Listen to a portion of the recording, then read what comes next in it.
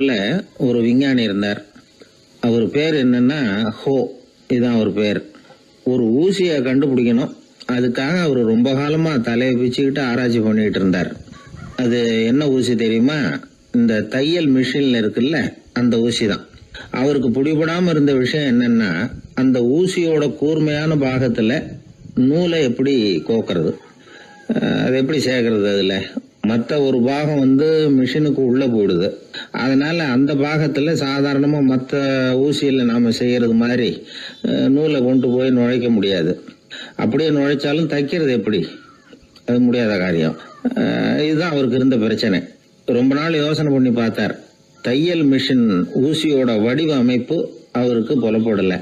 ராத்திரி பகலா அதே ஞாபகமா இருந்தார். ஒரு நாள் அவர் தூங்கிட்டு இருக்கிறார். அப்போ ஒரு கனவு வந்தது. எப்படின்னா, அந்த கனவுல அவரை ஒரு மலைஜாதி மக்கள் புடிச்சிட்டு போயிடுறாங்க. கொண்டுகிட்டு போய் ஒரு இடத்துல கட்டி போட்டுடுறாங்க. அந்த மலைஜாதி மக்களோட அரசன் ஒருத்தன் அவன் வர்றான். அவரை பார்த்து ஒரு உத்தரவு போடுறான். என்ன உத்தரவு தெரியுமா? பொழுது சாயறதுக்குள்ள நீ தையல் மிஷின் ஊசியை கண்டுபிடிக்கணும். அப்படி கண்டுபிடிக்கலன்னா உன் தலையை வெட்டி விடுவோம். இதுதான் அந்த அரசன் போட்ட கட்டளை. இவருக்கு என்ன பண்றதுன்னு ஒண்ணுமே புரியல. திருன்னு முழிக்கிறார். இந்த நேரத்துல அந்த மலைஜாதியினர் அவரை சுத்தி சுத்தி பயங்கரமா முழிச்சுக்கிட்டு டான்ஸ் ஆடுறாங்க. தன்னை சுத்தி சுத்தி ஆடிக்கிட்டு வர்றவங்கள ரொம்ப பயத்தோட அவர் பாக்குறார். நேரம் ஆவ ஆவ தன்னோட இறுதி நேரம் நெருங்கிறத உணர்றார். ரொம்ப நெருக்கடியான நிலைமை. தன்னை சுத்தி ஆடுறவங்கள கவனிக்கிறார். அவங்க கைகள்ல ஈட்டி மாதிரி ஏதோ ஒரு ஆயுதம் வச்சிருக்கிறாங்க. அந்த ஆயுதத்தை இவர் கண்ணுக்கு நேரா கொண்டுகிட்டு வராங்க. அதை அவர் பாக்குறார். அந்த ஆயுதத்தின் கூரான முனைய இவர் கூர்ந்து கவனிக்கிறார். அந்த கூரான முனையில ஒரு சின்ன துவாரம் தெரியுது. உடனே அவருக்கு பளிச்சுன்னு ஒரு ஐடியா உதயமாகுது. இதைத்தானே இவ்வளவு காலமும் நான் தேடிக்கிட்டு இருந்தேன். கூரான முனையில ஒரு சின்ன துவாரத்தை போட்டுட்டா அது மூலமா நூலை செலுத்தி மறுமுனைய மிஷின்ல வச்சுடலாமே. தையல் மிஷின் ஊசி ரெடி அப்படின்னு நினைச்சார். திடீர்னு தூக்கம் கலைஞ்சது. உடனே தன்னுடைய தலைமாட்டில் இருந்த குறிப்பு ஏடுல இதை குறிச்சு வச்சுக்கிட்டார். அதுக்கப்புறமா அந்த ஊசியையும் அவர் செஞ்சு முடிச்சார். இது எப்படின்னு நீங்க நினைக்கலாம், ஆனா இது சாத்தியம்தான். முழிச்சுக்கிட்டு இருக்கிறப்போ நமக்கு ஏற்படுற சில பிரச்சனைகளுக்கு கனவுல விடை கிடைக்கிறது உண்டு. அப்படி பல பேருக்கு ஆயிருக்கு. உங்களையும் பல பேருக்கு இது மாதிரி அனுபவம் ஏற்பட்டிருக்கலாம். எந்த ஒரு செயலை பத்தி நினைக்கிறப்பவும் அந்த செயல் நம்ம நினைவுல ஒரு நல்ல வடிவம் பெறுது. ஒரு செயல் திட்டத்தை எந்த அளவுக்கு நாம நல்ல யோசனை செஞ்சு திட்டம் போடுறோமோ அந்த அளவுக்கு அதை சுலபமா செஞ்சு முடிக்க முடியும். அந்த விஞ்ஞானி நினைச்ச காரியம் அவர் எண்ணம் பூராவும் ஆக்கிரமிச்சது. அதனால அவர் நினைச்சது கனவுல உருவாகி அதுக்கு செயல் வடிவம் கிடைச்சிட்டுது. மனிதனோட உள் மனசுக்கு அவ்வளவு ஆற்றல் உண்டு அப்படின்னு சொல்றாங்க. தூக்கத்தை ஆக்கபூர்வமா உபயோகப்படுத்துறது எப்படி அப்படிங்கறத பத்தி எல்லாம் இப்ப நிறைய ஆராய்ச்சி பண்றாங்களாம். பயிற்சி எல்லாம் வேற கொடுக்கறாங்களாம். அதனால தூக்கத்தை பத்தி லேசா நினைச்சுடாதீங்க. நமக்கு வேண்டியப்பட்ட ஒருத்தர், அவருக்கு தூக்கத்துல நடக்கிற வியாதி. அதுக்காக மருந்து சாப்பிட்டுக்கிட்டு இருந்தார். ஒரு நாள் அவரை பார்த்து கேட்டோம், ஏங்க உங்க தூக்கத்துல நடக்கிற வியாதிக்கு மருந்து சாப்பிட்டீங்களே, ஏதாவது முன்னேற்றம், ஏதாவது இம்ப்ரூவ்மெண்ட் தெரியுதா அப்படின்னு கேட்டோம். தெரியுதுன்னார். எப்படின்னோ அதுக்கு அவர் சொல்றாரு, முன்னாடி எல்லாம் தூக்கத்துல ஒரு 10 அடி தூரம் நடப்பேன், இப்போலாம் ஒரு 40 அடி வரைக்கும் நடக்கிறேன் அப்படின்னு. ஒருத்தர் இருந்தான், வாழ்க்கையில மகிழ்ச்சியா இருக்கணும்னு ஆசைப்பட்டான். அதுக்கு என்ன வழின்னு 4 பேருகிட்ட யோசனை கேட்டான்.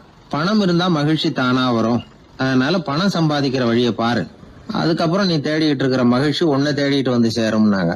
அப்படின்னா மகிழ்ச்சி இருக்கிற இடம் பணம் தான் அப்படின்னு அவன் முடிவு பண்ணிக்கிட்டான். அதை சேர்க்க ஆரம்பிச்சான். கொஞ்ச நாள்ல பெரிய ஆளாயிட்டான். செல்வம் நிறைய சேர்ந்து போச்சு. இப்போ அவனுக்கு மகிழ்ச்சி கிடைக்கல. மறுபடியும் நண்பர்கள் கிட்ட யோசனை கேட்டான். பணம் சேர்த்தா மட்டும் இன்பம் வந்துடாது, அதை செலவு பண்ணு, பணம் மூலமா இன்பத்தை தேடு, கிடைக்கும் அப்படின்னு யோசனை சொன்னாங்க. உடனே அந்த பணத்தை எடுத்துக்கிட்டு ஊர் பூரா சுத்தினான். வெளிநாடுகள்லாம் போனான், சுத்தி பார்த்தான். அப்புறம் அவனுக்கு விருப்பமானதையெல்லாம் வாங்கி சாப்பிட்டு பார்த்தான். மது, போதை பழக்கம், இப்படி எதுலயும் ஈடுபட்டு பார்த்தான். கல்யாணம் பண்ணிக்கிட்டான், குடும்பம் நடத்தினான். எப்படி இருந்தாலும் அவன் எதிர்பார்க்கிற மகிழ்ச்சி அவனுக்கு கிடைக்கல. அதனால மகிழ்ச்சிங்கிறது எங்க இருக்குங்கிற ரகசியத்தை அவனால கண்டுபிடிக்கவே முடியல. கடைசியா ஒரு பெரியவர்கிட்ட யோசனை கேட்டான். அவர் சொன்னார், இல்லறத்திலேயும் உனக்கு மகிழ்ச்சி கிடைக்கலன்னா உனக்கு துறவரத்துலதான் அது கிடைக்கும்னு நினைக்கிறேன். சரி, அதையும் தான் முயற்சி பண்ணி பாப்போமே அப்படின்னு அவன் முடிவு பண்ணிக்கிட்டான். துறவரம்னா சும்மாவா? எல்லாத்துக்கும் அவன் துணிஞ்சுட்டான். வீட்டுல இருந்த நகை, பணம், பவுனு, வைரம், வைடூரியம் எல்லாத்தையும் ஒரு மூட்டையா கட்டி எடுத்துக்கிட்டான். ஒரு யோகியை தேடிட்டு போனான். அவர் காலடியில கொண்டுட்டு போய் வச்சான். அவர் நிமிர்ந்து பார்த்தார். என்ன இதெல்லாம்னார். இதெல்லாம் இனிமே எனக்கு தேவையில்லைன்னா. சரி, அப்படின்னா உனக்கு என்னதான் தேவைன்னார். எனக்கு மகிழ்ச்சி தேவை, மன அமைதி தேவைன்னா.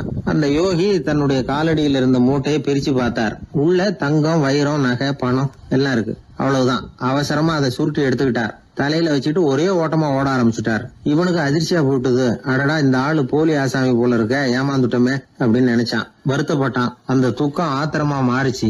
உடனே அந்த யோகியை துரத்த ஆரம்பிச்சான். அவரு ஒரே ஓட்டமா ஓடுறார். சந்து பொந்தெல்லாம் நுழைஞ்சு ஓடுறார். இவனும் விடாம துரத்துறான். கடைசியா அந்த யோகி மூச்சு இறக்க இறக்க ஒரு இடத்துல வந்து நின்னார். அது எந்த இடம்னா அவர் புறப்பட்ட இடம். எங்க இருந்து ஓட ஆரம்பிச்சாரோ அங்கேயே வந்து நின்னார். துரத்திட்டு வந்தவனும் ஓடி வந்து நின்னான். இப்ப அந்த யோகி சொன்னார், என்னப்பா பயந்துட்டியா? இந்தா உன்னோட செல்வம், நீயே வச்சுக்கோ அப்படின்னு சொல்லி மூட்டையை திருப்பி கொடுத்தார். கைவிட்டு போன தங்கமும் வைரமும் பணமும் திரும்ப கிடைச்சிட்டுதுங்கிறதுல அவனுக்கு ஏகப்பட்ட மகிழ்ச்சி. இப்போ மறுபடியும் அந்த யோகி சொல்றார், நீ வர்றதுக்கு முன்னாடி கூட இந்த தங்கமும் வைரமும் உங்ககிட்டதான் இருந்தது. ஆனா அப்போ உனக்கு மகிழ்ச்சி இல்ல. இப்போ உங்ககிட்ட இருக்கிறதும் அதே தங்கமும் வைரமும் தான். ஆனா இப்போ உன் மனசுல மகிழ்ச்சி இருக்கு. இதுல இருந்து என்ன தெரியுது? மகிழ்ச்சிங்கிறது வெளியில இல்ல, உள்ள இருக்கு. அது நம்ம மனசுல இருக்கு. இதை நல்லா புரிஞ்சுக்கணும். தங்கத்தையும் வைரத்தையும் மூட்டை கட்டி தலையில வச்சுக்கிட்டு அலைஞ்சானே, அவன் மாதிரிதான் நம்மள பல பேருக்கும் மகிழ்ச்சி எங்க இருக்குங்கிற உண்மை புரியறது இல்ல. அதனாலதான் பல சமயங்கள்ல நாம மகிழ்ச்சிக்காக அடுத்தவங்களை சார்ந்து இருக்கிறோம். நமக்கு வேண்டியப்பட்ட ஒருத்தன் பணம், நகை எல்லாத்தையும் ஒரு மூட்டையா கட்டி எடுத்துக்கிட்டு ஒருத்தர் காலடியில வச்சான். இது எனக்கு தேவையில்லைன்னா. உனக்கு என்னதான் தேவைன்னார் அவர். எனக்கு மன அமைதி தேவைன்னா. உனக்கு மன அமைதி தேவைப்படுகிற அளவுக்கு இப்ப என்ன ஆயிட்டுதுன்னார் அவர். வேற ஒண்ணும் இல்ல, இந்த பணத்தையும் நகையையும் நான் யாரு வீட்டுல எடுத்தனோ அந்த வீட்டுக்காரங்க இப்ப என் பின்னாடி துரத்திட்டு வந்துட்டு இருக்கிறாங்க, அவ்வளவுதான் அப்படின்னு நானா. மகிழ்ச்சியை தேடுகிறவர்கள் இந்த உலகத்துல அதிகம். அது எங்க இருக்குன்னு புரிந்து கொண்டவர்கள் ரொம்ப குறைவு. எது உண்மையான மகிழ்ச்சி அப்படிங்கறத புரிஞ்சுக்கிட்டு அதுக்கு தகுந்த மாதிரி நம்முடைய வாழ்க்கையை அமைச்சுக்கணும். ஒரு குழந்தை அம்மா கிட்ட போச்சு, அம்மா என்ன தூக்கிக்க. உடனே அந்த அம்மா அந்த குழந்தைய தூக்கி இடுப்புல வச்சுக்கிறாங்க. எந்த பக்கம் வச்சுக்கிறாங்க? இடது பக்கம். பொதுவா குழந்தைய தூக்குறவங்க யாரும் வலது பக்கம் இடுப்புல வச்சுக்கிறது இல்ல. விவரம் தெரியாத சில ஆம்பளைகளை அப்படி தூக்கி வச்சுக்கிட்டு அலையிறது உண்டு. ரொம்ப காலமாவே குழந்தைகளை இடுப்புல இடது பக்கமா வச்சிருக்கிற பழக்கம் தான் இருந்து வந்திருக்குது. இதுக்கு ஆய்வாளர்கள் என்ன காரணம் சொல்றாங்க தெரியுமா? அப்படி இருந்தாதான் குழந்தை சொல்றத, குழந்தை நினைக்கிறத தாயினால நல்லா உணர முடியுதாம். இடது பகுதி ஆட்சி பண்றது, குறிப்பா காதின் தலைமையாக இருக்கிறது வலது பக்கம் தான். அதனால தாய் குழந்தைக்கு பதில் சொல்லவோ, அது என்ன கேக்குதுங்கிறத சீக்கிரமா புரிஞ்சுக்கிட்டு நடந்துக்கவோ அதுதான் சௌரியம் அப்படின்னு ஆய்வாளர்கள் இதுக்கு காரணம் சொல்றாங்க. இதனால என்ன ஆகுதான்? தாய்க்கும் குழந்தைக்கும் நெருக்கம் அதிகமாகுதான், குழந்தைக்கும் பாதுகாப்பு அதிகமா. அது மட்டும் இல்ல, ஒரு தாய் தன்னுடைய குழந்தைய இடுப்புல சுமக்கிறதுனால அவள் நினைக்கிறத, அவளோட இதய துடிப்ப குழந்தை உணர்தான். 9 மாதத்துக்கும் அதிகமா இருந்த இடம் இல்லையா, அதனால அவளை பத்தி நல்லா அறிந்து கொள்ளுகிற வாய்ப்பும் குழந்தைக்கு கிடைக்குது. நம்ம முன்னோர்கள் ரொம்ப காலத்துக்கு முன்னாடியே வலது கைய பார்க்க ஆரம்பிச்சிட்டாங்களாம். அவங்க பயன்படுத்திய கல் ஆயுதங்கள்லாம் வலது பக்கமா தான் தீட்டப்பட்டிருக்குது. அதுல இருந்து நமக்கு என்ன தெரியுதுன்னா, வலது கையை தான் உபயோகப்படுத்தி இருக்கிறாங்கிறது தெரியுது. இப்படி எல்லாம் இருந்தா கூட இன்னைக்கு நம்மள 10ல் ஒருத்தருக்கு ஒரு பழக்கம் உண்டு, அது இடது கை பழக்கம். ஆனாலும் 2 கைகளும் ஒற்றுமையா இருக்கிறதுக்கு தான் ரொம்பவும் முயற்சி பண்ணுதான். இப்போ வலது கை பழக்கம் உள்ளவங்க பேசுறதுக்கு, எழுதுறதுக்கு செயல்படுத்துற தலைமையகம் தலையின் பின்புறம் பிடரியில் இருக்குது. இடது கை பழக்கம் உள்ளவங்களுக்கு மூளையில 2 பக்கங்கள்லயும் தலைமையகம் இருக்குது. இது விஞ்ஞானிகள் சொல்றது. எத்தனையோ மேதைகள் இடது கை பழக்கம் உள்ளவங்களா இருந்திருக்கிறாங்க. அமெரிக்க மேதை பெஞ்சமின் பிராங்கிலின், இத்தாலிய ஓவியர் லியோனார்டோ டாவின்சி, இப்படி நிறைய பேர் இருந்திருக்கிறாங்க, இப்பவும் இருக்கிறாங்க. காலங்காலமா இயல்பாவே இடது கை பழக்கம் இருந்து வந்திருக்குது. அப்படி இருக்கிறப்போ வலது கை எப்போ இடது கைய வென்றது, ஜெயிச்சது அப்படிங்கிற விவரம் இன்னமும் யாருக்குமே புரியல. ஆய்வாளர்களுக்கும் புரியல. அவங்களும் யோசிச்சுக்கிட்டு இருக்கிறாங்க. உலகம் இடது பக்கமா தான் சுத்துது. வானத்துல இருக்கிற வெள்ளி வீதி, அப்புறம் அணுவுல இருக்கிற துணுக்குகள், உடம்புல இருக்கிற அமினோ அமிலம், இப்படி எல்லாமே இடதுபுறமா தான் இயங்கிட்டு இருக்குது. இவ்வளவு செய்திகள் இடது கைக்கு ஆதரவா இருக்கிறப்போ அது எப்படி வலது கை கிட்ட ஏமாந்தது அப்படிங்கிற ரகசியம் இன்னமும் யாருக்கும் தெரியலையா. இது சம்பந்தமா ஆராய்ச்சி பண்றவங்களுக்கு இது இன்னமும் ஒரு பிரச்சனையா தான் இருக்குதான். இப்படி இடது கை ஒதுங்கிட்டதுனால இப்பெல்லாம் வலது கைக்கு தான் மரியாதை அதிகமா போச்சு. ஒரு ஆசாமி இடது கையில கட்டு போட்டுட்டு வந்தானா, கையில என்னப்பா கட்டுன்னு விசாரிச்சிருக்கிறாரு ஒருத்தர். ஒரு இயந்திரத்தை பிரிச்சு ரிப்பேர் பார்த்துக்கிட்டு இருந்தேன், மறுபடியும் அதை ஓட விட்டு பாக்குறப்போ இடது கை விரல் மாட்டிக்கிட்டது, அதுதான் கட்டு அப்படின்னு இருக்கான். நல்ல வேளை வலது கை மாட்டி இருந்தா உன்னால சாப்பிட கூட கஷ்டமா போயிருக்குமே என்னார் அவர். இதுக்கு அவன் சொன்னானா, முதல்ல வலது கை தாங்க மாட்டிக்க இருந்தது, நான் தான் உடனே புத்திசாலித்தனமா அதை இழுத்துக்கிட்டு இடது கையை கொடுத்தேன் அப்படின்னு இருக்கான். இவன் எப்பேற்பட்ட புத்திசாலி பாருங்க. இந்த வலதுகை இடதுகைங்கிறத பத்தி அறிவியல் ஆராய்ச்சி ஒரு பக்கம் இருந்தாலும் கை சுத்தமா இருக்கணும், இது வாழ்க்கைக்கு முக்கியம். உண்மை, உழைப்பு, நேர்மை இதெல்லாம் இருந்தாதான் வாழ்க்கையில முன்னேற முடியும். அதனால இந்த இடதுகை பழக்கம் வலதுகை பழக்கம் எது எப்படி இருந்தாலும் அது ஒருத்தருடைய புத்திசாலித்தனத்தை பாதிக்கிறது இல்ல. அதனால வாழ்க்கையில முன்னேறதுக்கு இது ஒரு இடைஞ்சலா இருக்கிறது இல்ல. நாம நம்ம உடம்பையும் புரிஞ்சுக்குவோம், மனசையும் புரிஞ்சுக்குவோம். அப்படி புரிந்து கொண்டு வாழ்க்கையில முன்னேறுவோம். நாம யாரு, நம்ம தகுதி என்ன அப்படிங்கிற நினைப்பு எப்பவும் நமக்கு இருக்கணும். தகுதிக்கு மீறிய நினைப்பு தான் பல சமயங்களில் நம்மளை சிக்கலில் கொண்டு போய் விட்டுடுது. ஒரு பூனை இருந்து தான் அது தன்னை ஒரு பூனைன்னு தானே நினைக்கணும். அப்படி நினைக்கல, தன்னை ஒரு புலின்னு நினச்சிக்கிட்டு இருந்தது. தன்னை பற்றின தகுதிக்கு மீறிய நினைப்போடு அந்த பூனை அப்படியே நடந்து போய்கிட்டு இருந்ததுதான். அப்போது வழியில் ஒரு பெரிய யானை அது அமைதியாக நின்றுக்கிட்டு இருந்தது. இந்த யானை ரொம்ப பொறுமையாக நின்றுக்கிட்டு இருக்கிறது இந்த பூனைக்கு ஒரு மாதிரியாக தெரிஞ்சிருக்கு. ஏன்னா பொறுமையாக ஒருத்தர் இருந்தால் அவங்கக்கிட்ட போய் ஏதாவது வாலாட்டி பார்க்கலாம்னு ஒரு ஆசை வருதில்ல. அது மாதிரி பொறுமையாக நின்றுக்கிட்டு இருக்கிறது பூனைக்கு அதுக்கிட்ட போய் கொஞ்சம் வாலாட்டி பார்க்கலாமே அப்படின்னு ஒரு ஆசை. உலக இயல்பு தானே இது. இந்த பூனை ரொம்ப நல்ல புள்ள மாதிரி அந்த யானை இருக்கிற பக்கமாக போகுது. அந்த யானையை சுற்றி சுற்றி வருது, உத்து பார்க்குது, வாய் துருதுருக்குது, வம்பு வளர்க்க ஆரம்பிக்குது. அந்த யானைகிட்ட போய் என்ன கேட்குது தெரியுமா? எல்லாருக்கும் ஒரு பக்கம்தான் வால் இருக்கும், ஆனால் உனக்கு என்ன இப்படி ரெண்டு பக்கமும் வால் இருக்கிறது மாதிரி இருக்கே அப்படிங்குது. இது வேண்டாத வேலை தானே. இருந்தாலும் அந்த யானை பொறுமையாக பதில் சொல்லுது. அப்படி இல்லை, பின்னாடி இருக்கிறது தான் வால், முன்னாடி இருக்கிறது தும்பிக்கை அப்படிங்குது. அதோடு விட்டுற வேண்டியது தானே, விடலை இந்த பூனை.